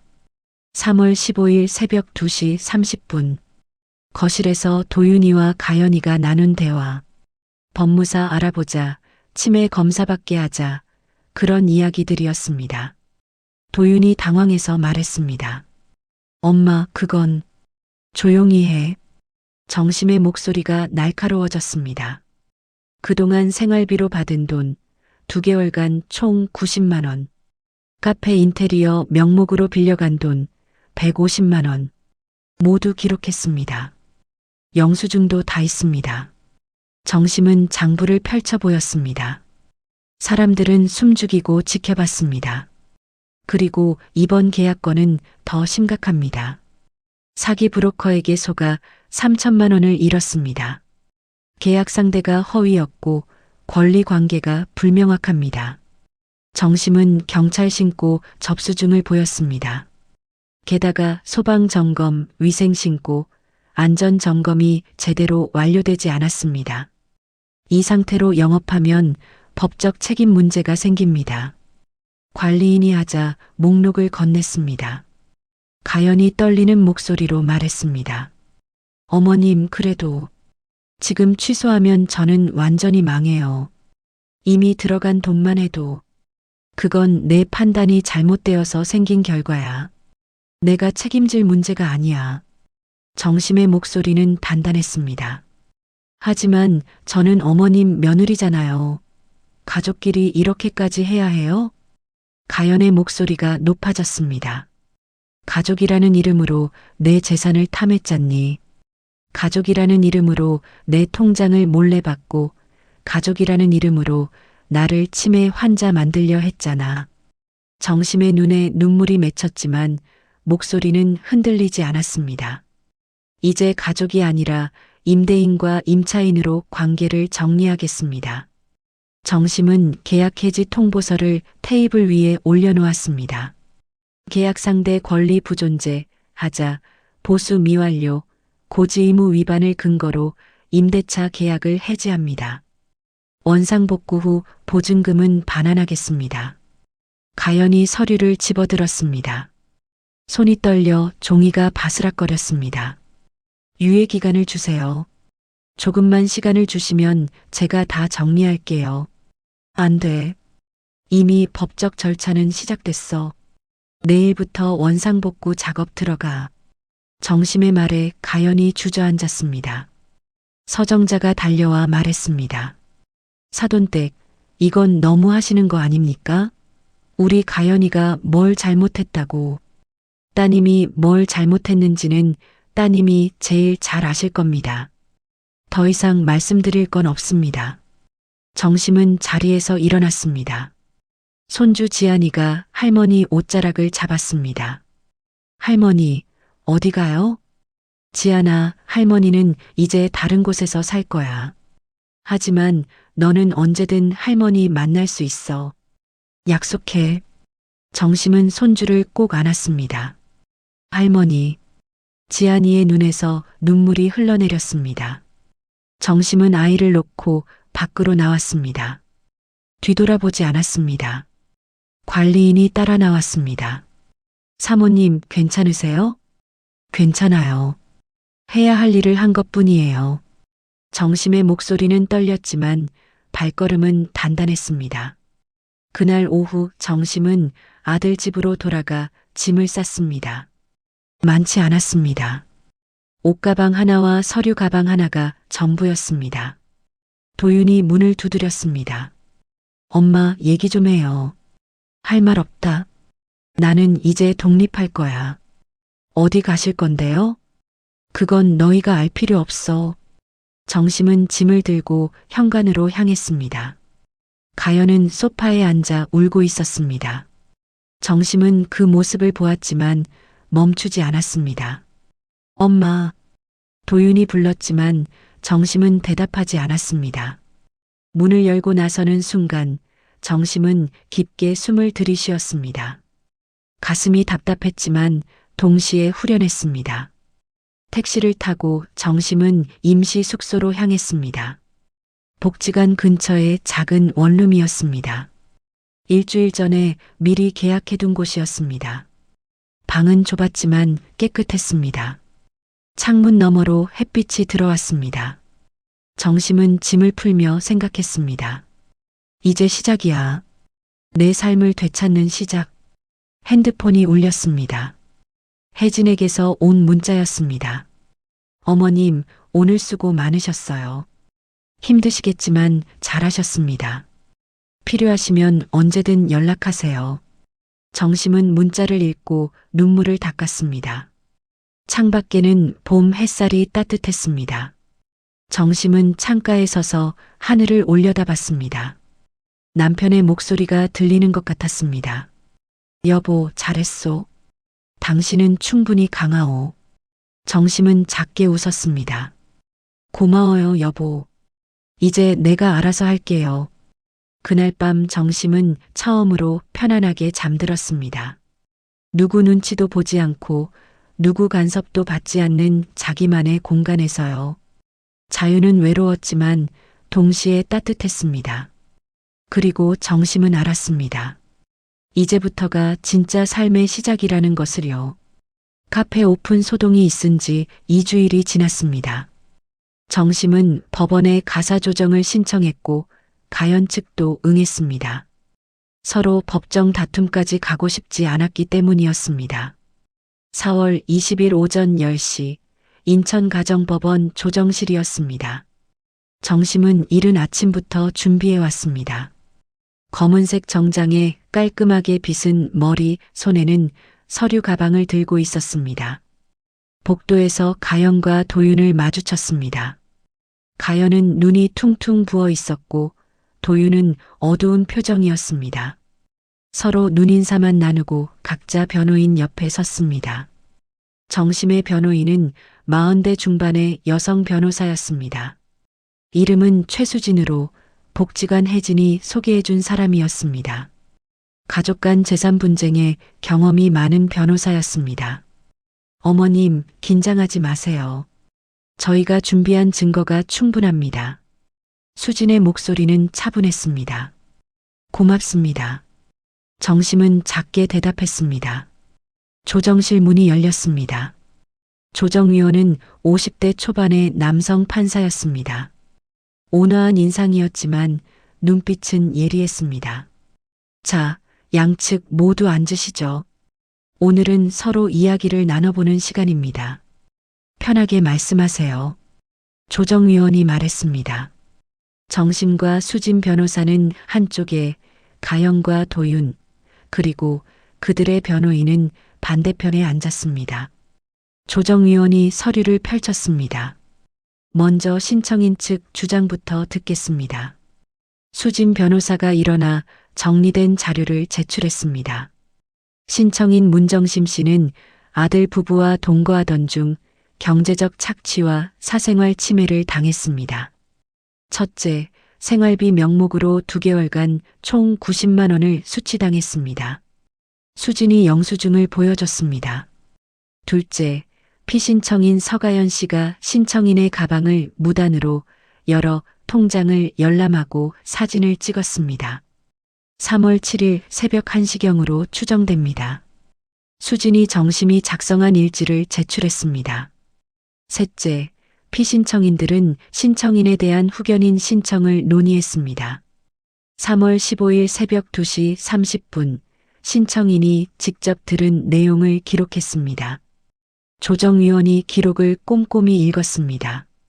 넷째, 피신청인은 신청인 소유 건물에 카페를 개업하려 했으나 건물주가 시어머니라는 사실을 고지하지 않았습니다. 또한 사기 브로커에게 3천만 원을 피해 입었습니다. 수진이 경찰 신고 접수증과 사기 브로커 관련 자료를 제출했습니다.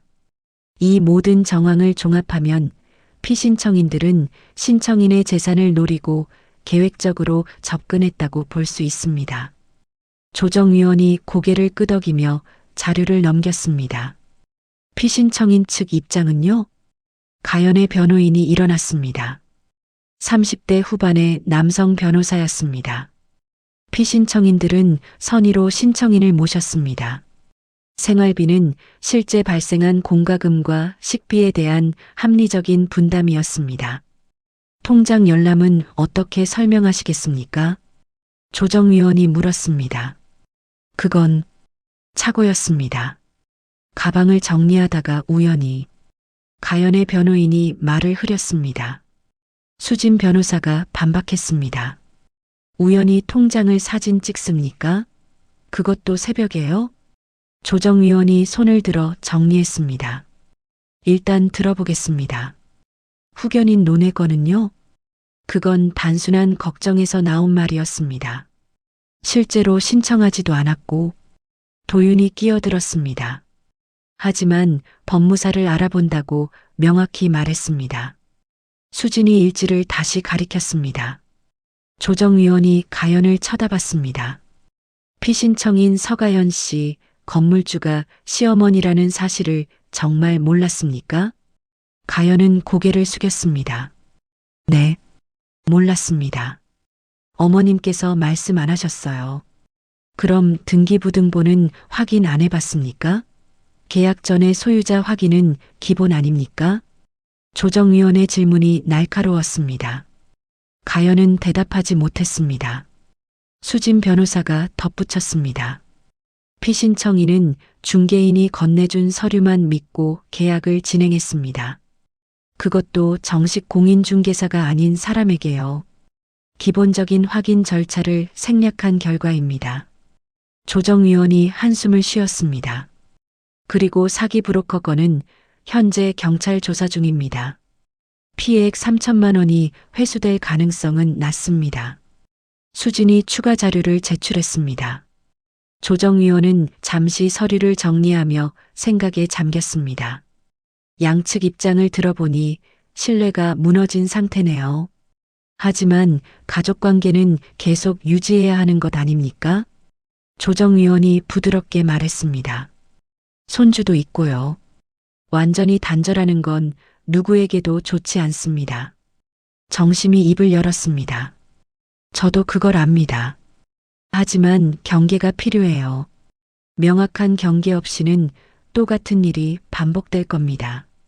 정심의 목소리는 떨렸지만 단단했습니다. 조정위원이 고개를 끄덕였습니다. 그렇다면 조건부 합의는 어떻습니까? 신청인 측에서 원하는 조건을 말씀해 보세요. 수진 변호사가 준비한 문서를 펼쳤습니다. 첫째, 지금까지 피신청인에게 지급한 금액 총 1,450만 원을 반환받기를 원합니다. 생활비 90만 원, 카페 자금 150만 원, 그리고 기타 경조사비 등 합산한 금액입니다. 가연의 얼굴이 굳었습니다. 둘째, 카페 임대차 계약을 정식으로 체결하되 월세를 정확히 납부할 것, 연체 시 즉시 계약 해지 조항을 명시합니다. 셋째, 신청인의 사생활과 재산 관리에 대한 간섭을 금지합니다. 통장 열람, 금전 요구 등 일체의 접근을 차단합니다. 넷째, 손주 박지양과의 정기적 면담을 보장합니다. 매주 수요일 저녁 6시, 장소는 협의합니다. 수진이 조건을 하나씩 읽어 내려갔습니다. 조정위원이 가연 측 변호인을 받습니다. 이 조건에 대해 어떻게 생각하십니까? 가연의 변호인은 가연과 잠시 속삭이며 상의했습니다. 첫 번째 조건, 1,450만 원 반환은 현실적으로 어렵습니다. 지금 피신청인은 사기 피해로 재정 상태가 좋지 않습니다. 그럼 분할 상환은요? 조정위원이 제안했습니다. 그건 검토해 볼 수 있습니다. 가연이 작게 대답했습니다.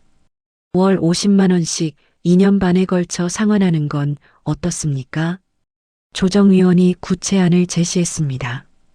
정심은 수진 변호사와 눈을 마주쳤습니다. 수진이 작게 고개를 끄덕였습니다. 좋습니다. 그렇게 하겠습니다. 정심이 동의했습니다. 두 번째 조건, 임대차 계약 정식 체결과 월세 납부는 당연한 겁니다. 동의하시죠? 조정위원이 가연을 쳐다봤습니다. 네. 가연이 고개를 끄덕였습니다. 세 번째 조건, 사생활 간섭 금지도 합리적입니다. 이건 가족 간에도 지켜야 할 최소한의 예의죠. 알겠습니다. 도윤이 대답했습니다. 네 번째 조건, 손주와의 면담. 이건 오히려 관계 회복에 도움이 될 겁니다. 매주 수요일 저녁 6시 동의하시죠? 네, 동의합니다. 가연이 눈물을 닦으며 말했습니다. 조정위원이 합의서 초안을 작성하기 시작했습니다. 그럼 이 내용으로 합의서를 작성하겠습니다. 양측 모두 동의하시는 거죠? 네. 네. 양측이 동시에 대답했습니다. 조정위원이 합의서를 출력해 양측에 나눠줬습니다. 정심은 합의서를 천천히 읽었습니다. 한 줄 한 줄 꼼꼼히 확인했습니다.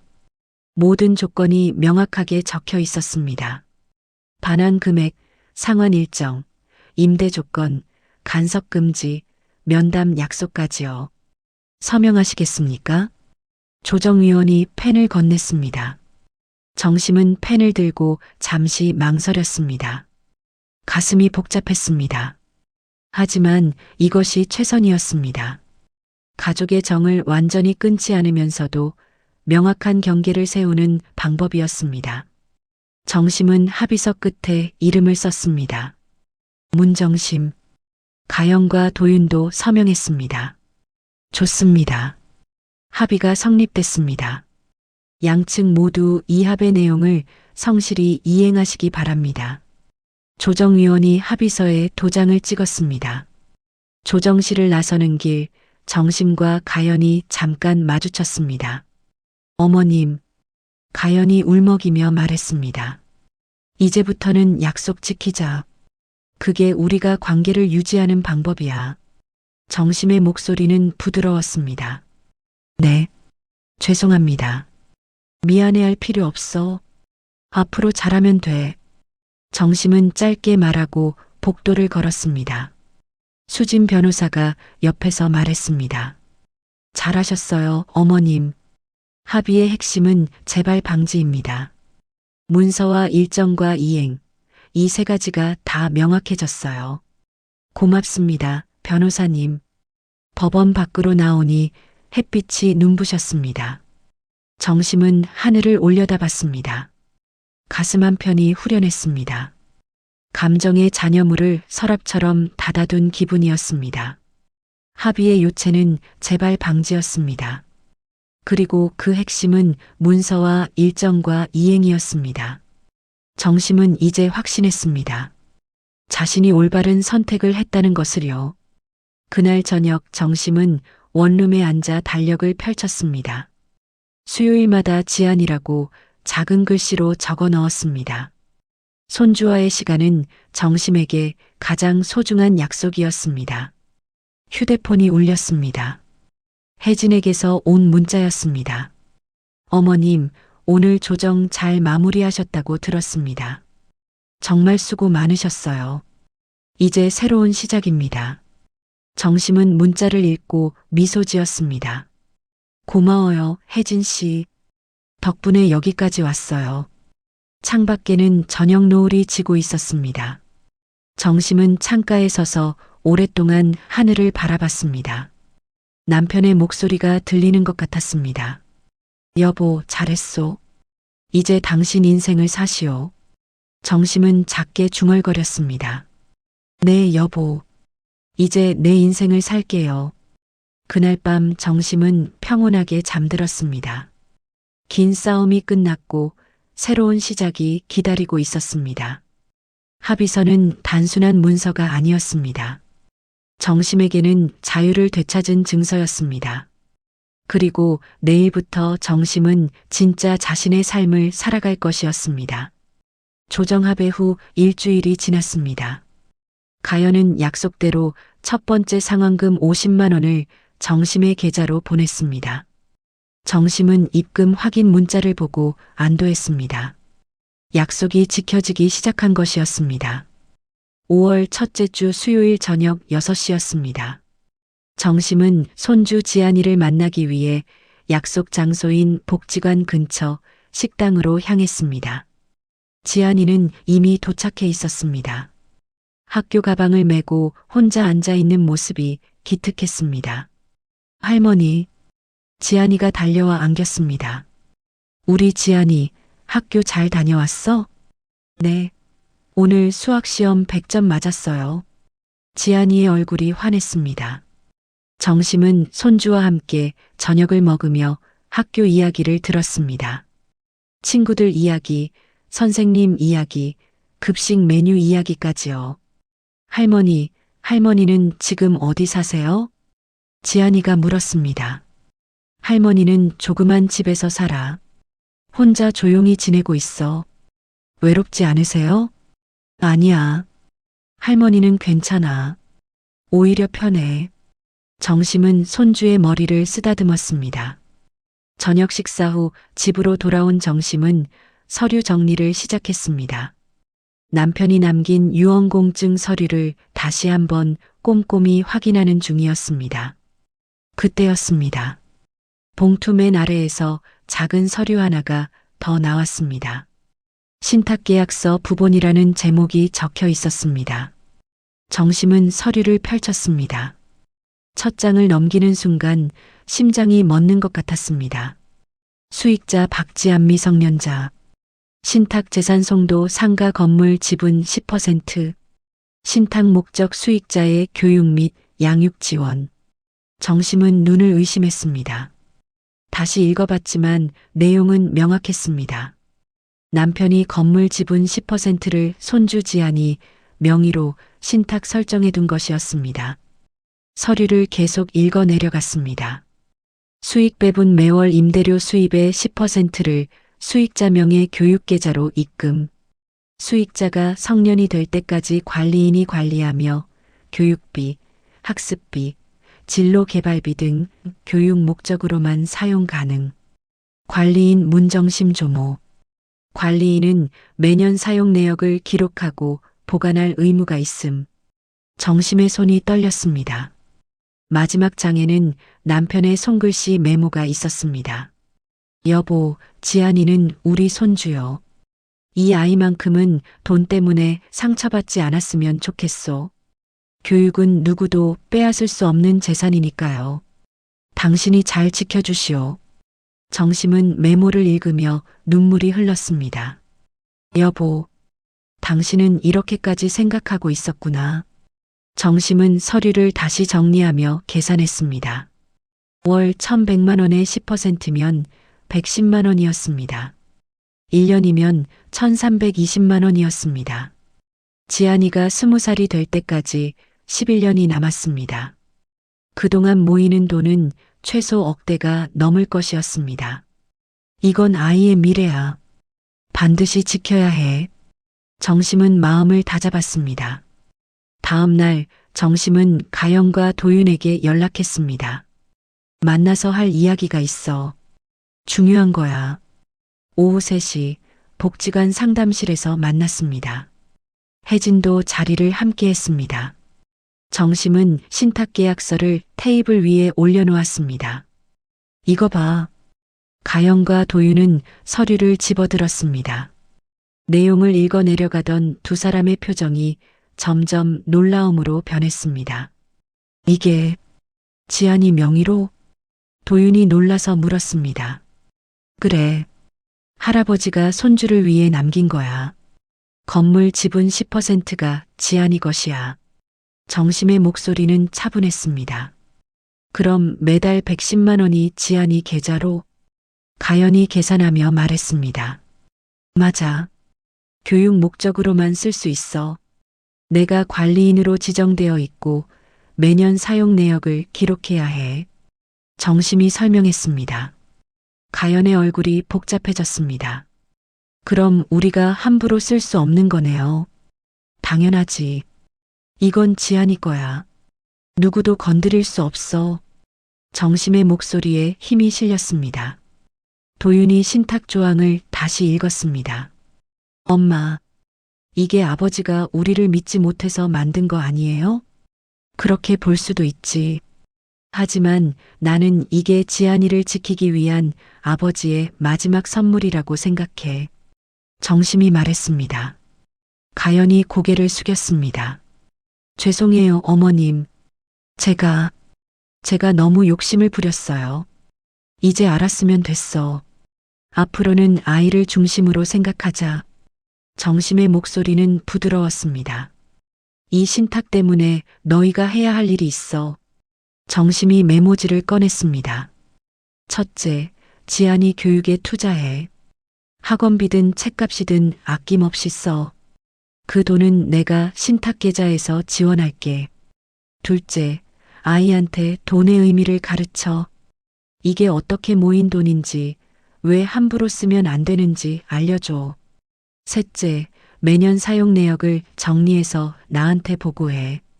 투명하게 관리하는 게 중요해. 정심이 하나씩 설명했습니다. 도윤이 고개를 끄덕였습니다. 알겠습니다, 엄마. 그렇게 하겠습니다. 그리고 한 가지 더.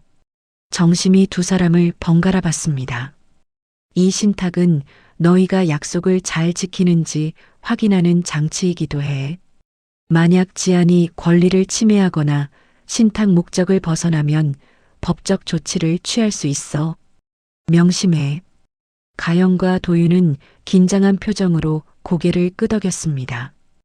회의가 끝나고 가연이 정심에게 다가왔습니다. 어머님, 제가 이번 달부터 월세 제대로 낼게요. 그리고 상환금도 약속대로 계속 보낼게요. 가연의 목소리는 진심이었습니다. 고마워. 약속 지키는 게 우리가 관계를 회복하는 방법이야. 정심이 며느리의 손을 잡았습니다. 그날 저녁 정심은 관리인에게 전화했습니다. 관리인님, 건물 운영에 대해 상의할 게 있어요. 말씀하세요, 사모님. 앞으로 장기 수선 충당금을 따로 적립하려고요. 매달 200만 원씩 건물 유지보수 계좌에 넣을 거예요. 좋은 생각이십니다. 건물이 20년 넘었으니 보수가 필요한 시기죠. 그리고 공용부 개선도 계획하려고요. 엘리베이터 교체, 외벽 도색, 화장실 리모델링 같은 거요. 정심은 메모를 보며 말했습니다.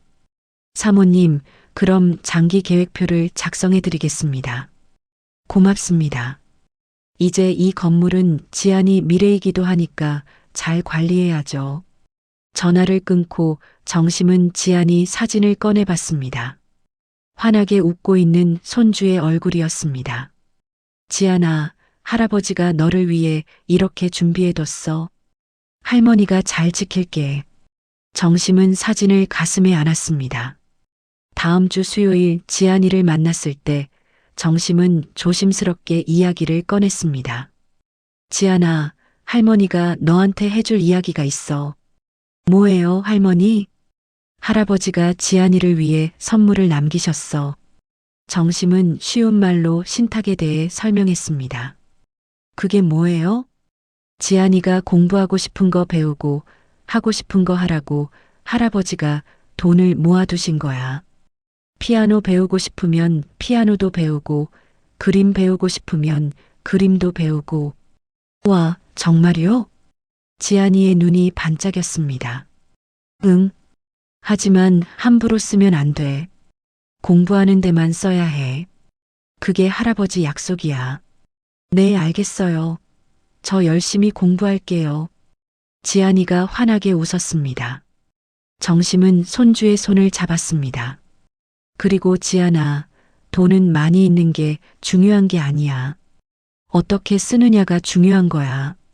할머니가 그걸 가르쳐 줄게. 네, 할머니. 집으로 돌아오는 길, 정심은 마음이 한결 가벼워졌습니다. 남편이 남긴 두 번째 선물은 단순한 돈이 아니었습니다.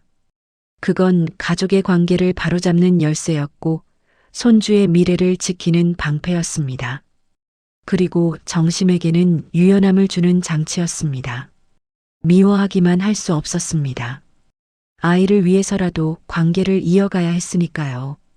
정심은 원룸에 도착해 달력을 펼쳤습니다. 매주 수요일마다 지안이라고 적힌 글씨가 빼곡했습니다. 그리고 옆에 작은 메모를 추가했습니다. 학습비 지원, 교육 상담, 신탁 보고서 작성.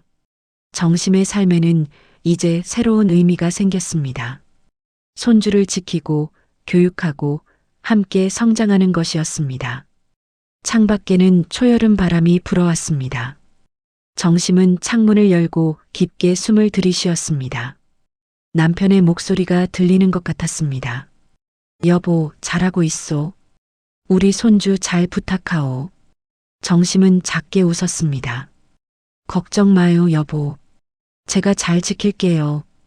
우리 지안이 미래를요. 그날 밤 정심은 노트를 펼치고 계획을 세우기 시작했습니다. 지안이의 교육 로드맵, 건물의 장기 보수 계획, 가족과의 관계 유지 방법까지요. 모든 것이 아이를 중심으로 재배치되었습니다. 그리고 정심은 깨달았습니다.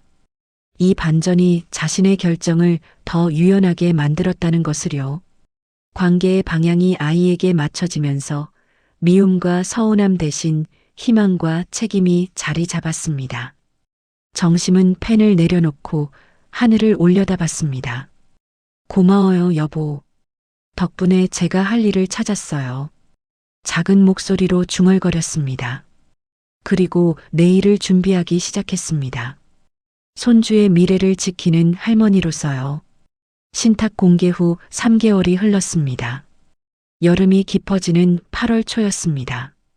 가연의 카페는 재오픈 후 서서히 손님을 모으기 시작했습니다.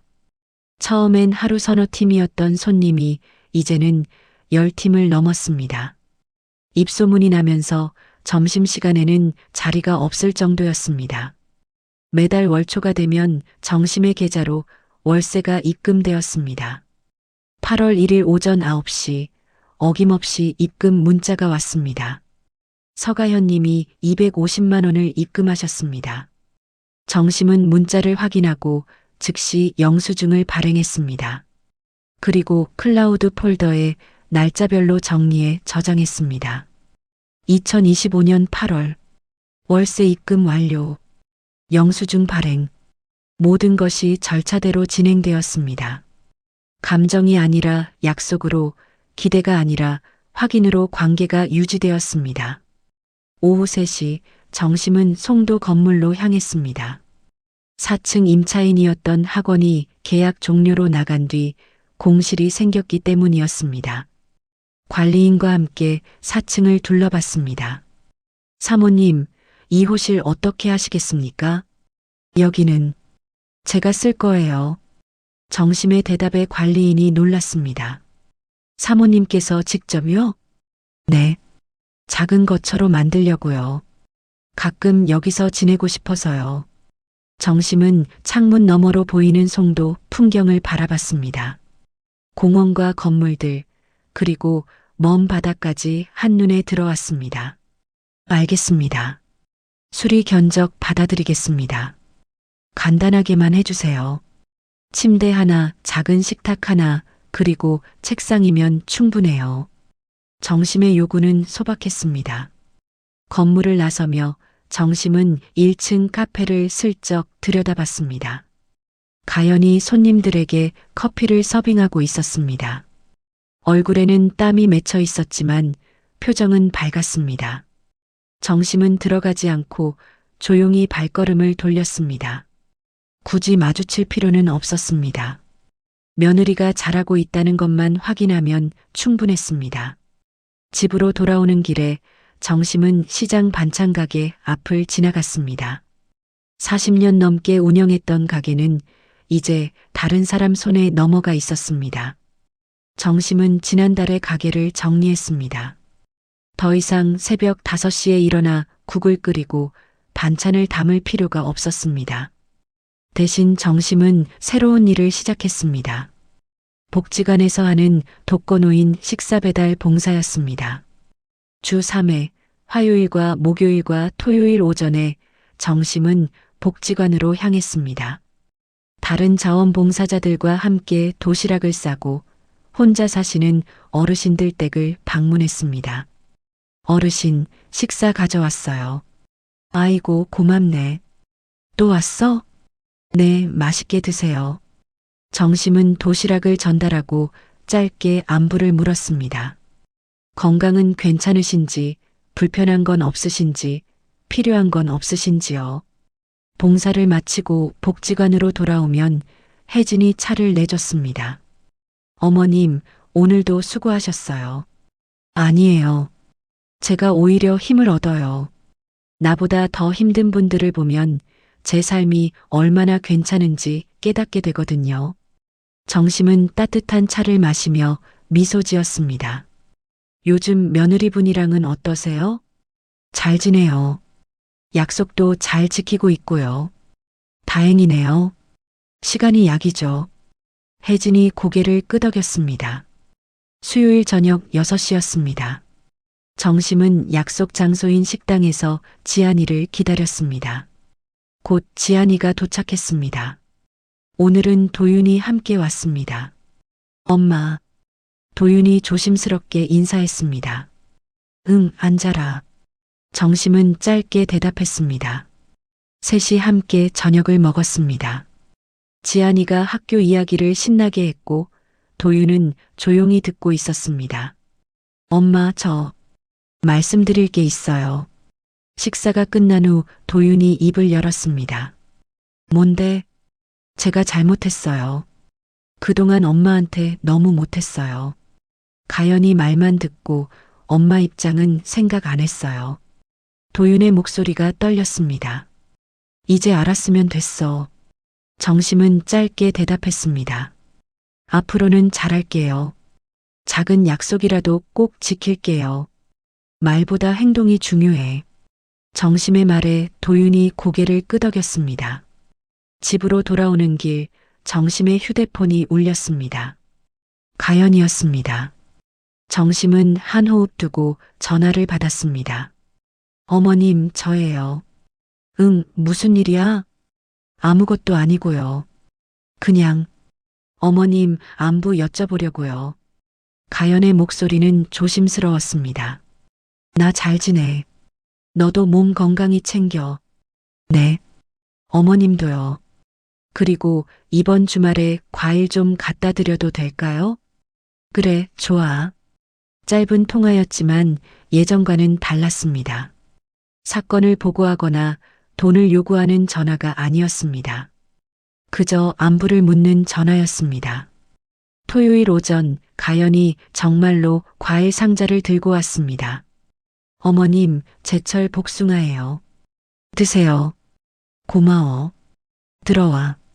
정심은 며느리를 맞아들였습니다. 좁은 원룸이었지만 가연은 불편한 기색 없이 앉았습니다. 카페는 잘 되고 있어? 네, 손님이 많이 늘었어요. 단골도 생기고요. 다 어머님 덕분이에요. 내 덕분이 아니라 내가 열심히 해서지. 정심이 말했습니다.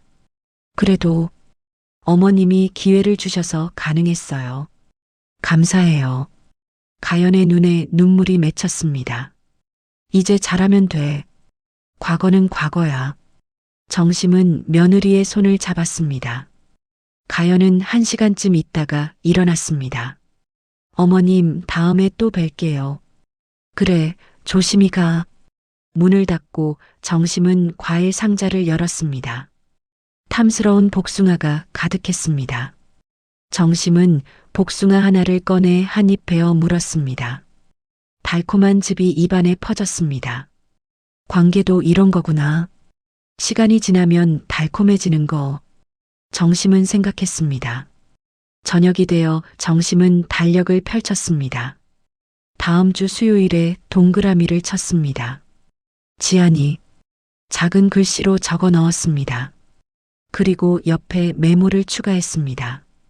피아노 학원 등록 상담, 신탁 계좌 이체. 정심의 달력은 손주를 중심으로 돌아갔습니다. 모든 계획의 중심에는 아이가 있었습니다. 창밖으로 저녁 노을이 물들기 시작했습니다. 정심은 창가에 앉아 하늘을 바라봤습니다. 유산은 도구였습니다. 관계를 정리하는 도구, 경계를 만드는 도구, 그리고 새로운 시작을 가능하게 하는 도구였습니다. 하지만 진짜 중요한 건 유산이 아니었습니다. 관계의 기준은 오늘의 태도였습니다. 며느리가 월세를 제때 보내는 것, 아들이 작은 약속을 지키는 것, 손주가 할머니를 기다리는 것. 그런 작은 행동들이 쌓여서 신뢰가 되었습니다. 남편이 남긴 건물은 정심의 삶을 지배하는 것이 아니었습니다. 오히려 정심을 자유롭게 만드는 장치였습니다.